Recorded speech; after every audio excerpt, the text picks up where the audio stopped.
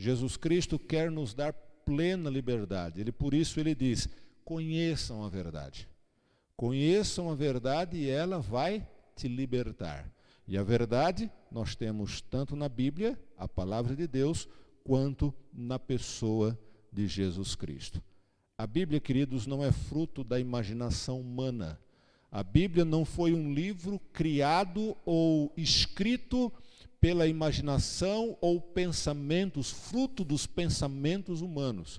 E em 2 Timóteo 3,16 diz, toda a Escritura é inspirada por Deus e útil para o ensino, para a repreensão, para a correção e para a educação na justiça.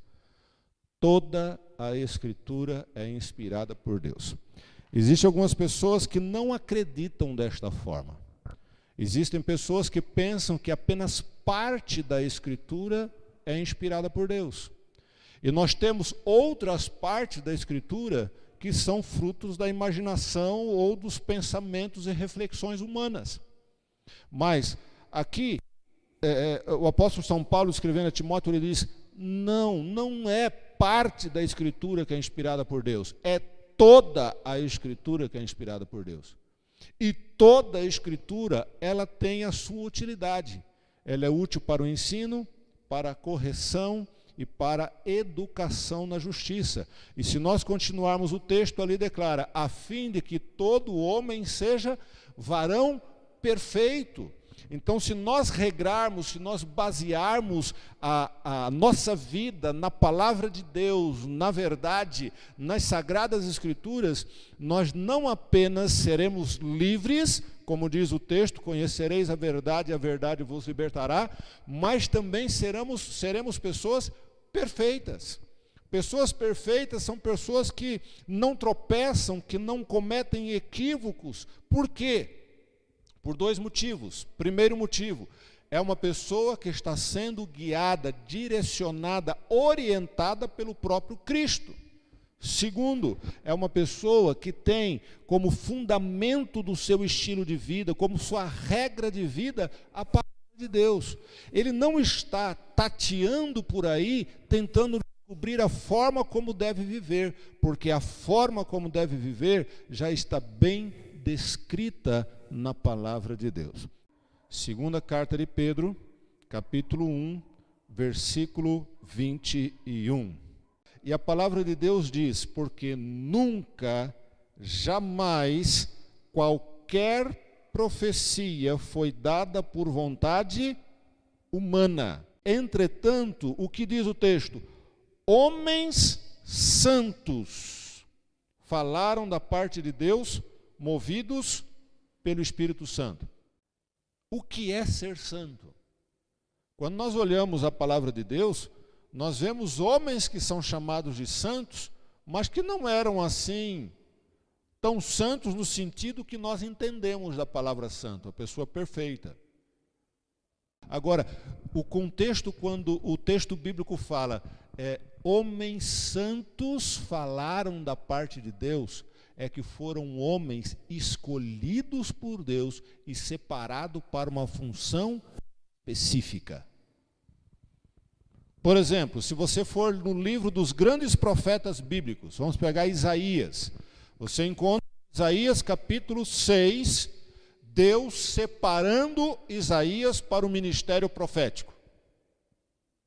Isaías era um homem comum, não era um ilustre da sua época, ele era um homem comum. E de repente Deus o chama, Isaías, a partir de hoje você exercerá um ministério profético e você vai transmitir as minhas palavras para o meu povo. Você pega em Jeremias capítulo 1, você encontra Deus chamando o profeta Jeremias, chamando a Jeremias para o ministério profético. E Jeremias fala, Senhor, mas eu não sou ninguém. Eu sou o menor da casa do meu pai, eu não sei falar, eu sou pesado de língua. Senhor, eu tenho dificuldades em me expressar. É você mesmo. E Deus chega ao ponto de falar, não diga que você é apenas uma criança, porque tudo aquilo que eu te mandar falar, você vai falar. Entende? É Deus quem escolhe as pessoas. Eu não posso me candidatar para esta função. É Deus quem escolhe.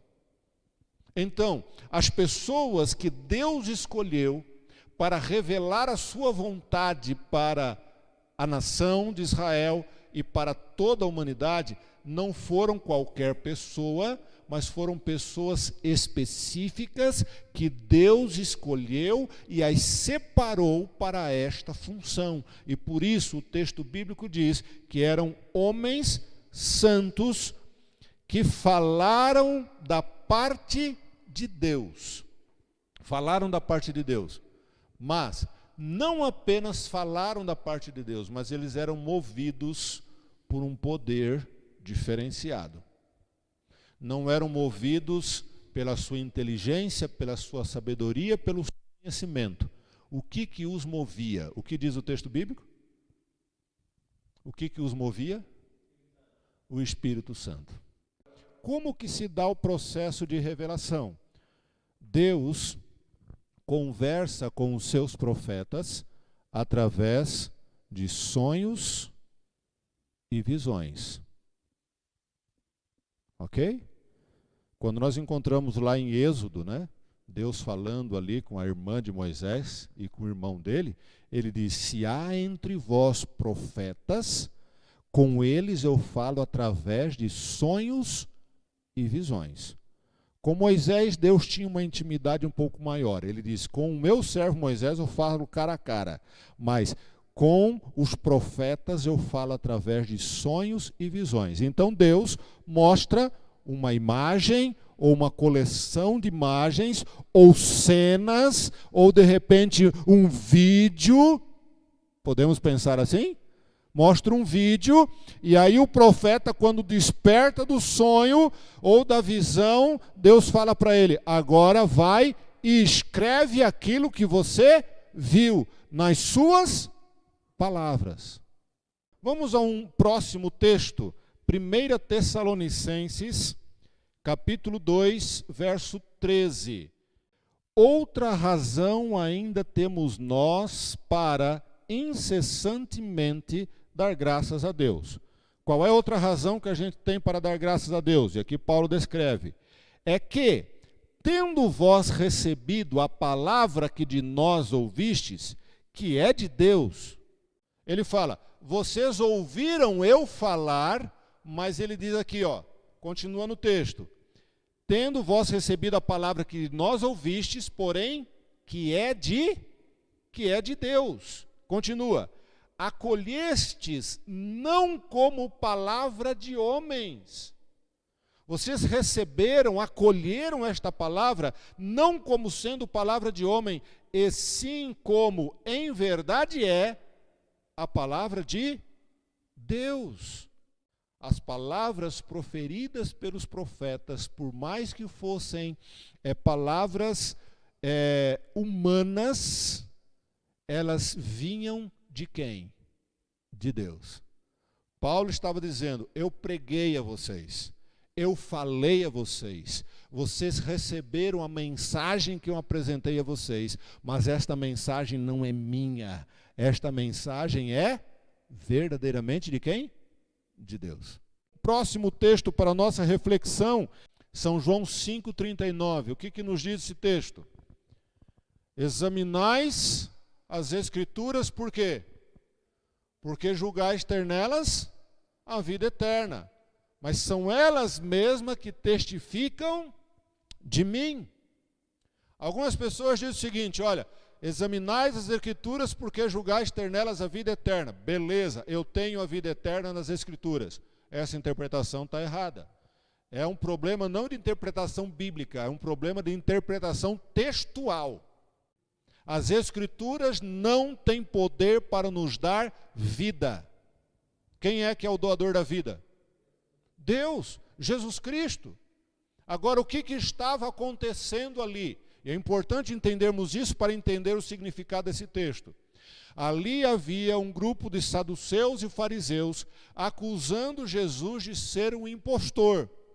Jesus se declarava Deus, filho de Deus, e eles diziam: você não pode se declarar filho de Deus, você é só um filho de José e de Maria. Como que você se intitula filho de Deus? E aí Jesus vai dar uma advertência para eles falando: vocês examinam as Escrituras porque julgam ter nas Escrituras a vida eterna. Agora, são as Escrituras que falam a respeito de mim e vocês não estão me reconhecendo. É isto que Jesus estava dizendo. O que nós podemos aprender desta advertência de Jesus é: as Escrituras dão testemunho a respeito de quem? Do próprio Cristo. Elas revelam o próprio Cristo. Elas mostram quem é Jesus. Elas mostram quem é o Salvador. E elas mostram que aquele homem, filho de Maria, que ele era o Filho de Deus, o Messias prometido. As Escrituras revelam isso. Em todas as Escrituras, de Gênesis a Apocalipse, nós encontramos uma referência ao Messias. Olha, quero ver um outro exemplo? Vamos a um próximo texto. Lucas capítulo 24, verso 27.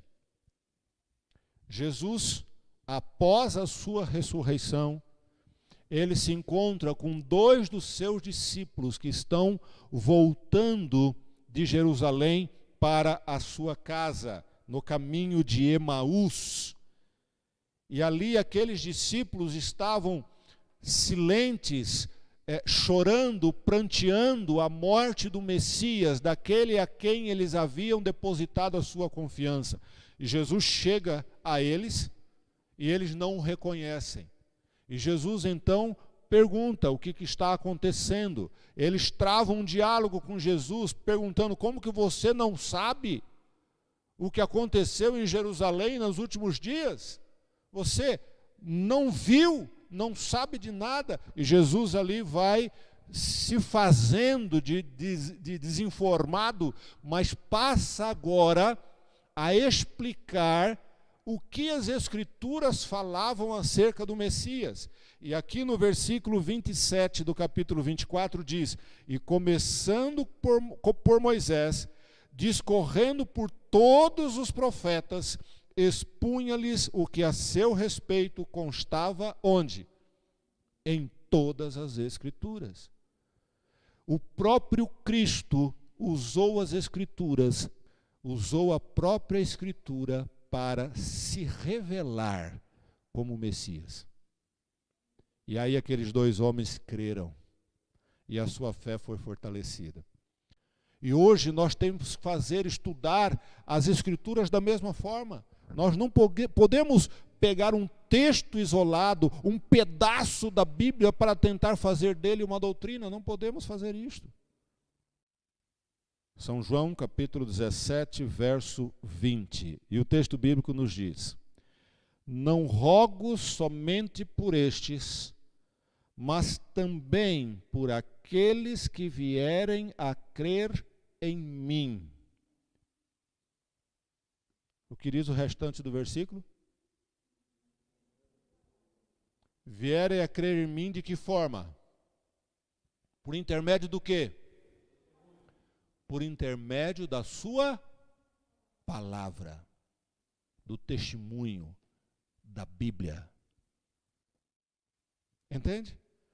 Cristo Jesus está dizendo na sua oração que através da Bíblia nós podemos conhecê-lo melhor e até crer nele. E nós temos um outro texto bíblico que diz que a fé vem pelo ouvir, e ouvir do quê? Da palavra de Deus. Eu queria fazer uma pergunta para vocês, e para você que está em casa também. Quem é Jesus para você? Quem é Jesus para vocês? Vocês conhecem verdadeiramente a Jesus? Quem é Ele? Qual é o conceito, a compreensão que você tem acerca de Jesus? O que você pensa acerca dele? Você tem um conhecimento completo, abrangente da pessoa de Cristo Jesus? Ele diz: eu sou o caminho, a verdade e a vida. Ninguém vem ao Pai senão por mim. Ou seja, Jesus é indispensável na nossa vida, mas você o conhece? alguns parecem ter alguma compreensão de quem é Jesus, enquanto outros têm uma visão extremamente limitada acerca de quem é Jesus. Outros sequer acreditam, ele não existe. E o último que declarou chegou ao absurdo de comparar Jesus a uma válvula de escape para muitos, assim como a maconha é uma válvula de escape para ele. Quem é Jesus para você?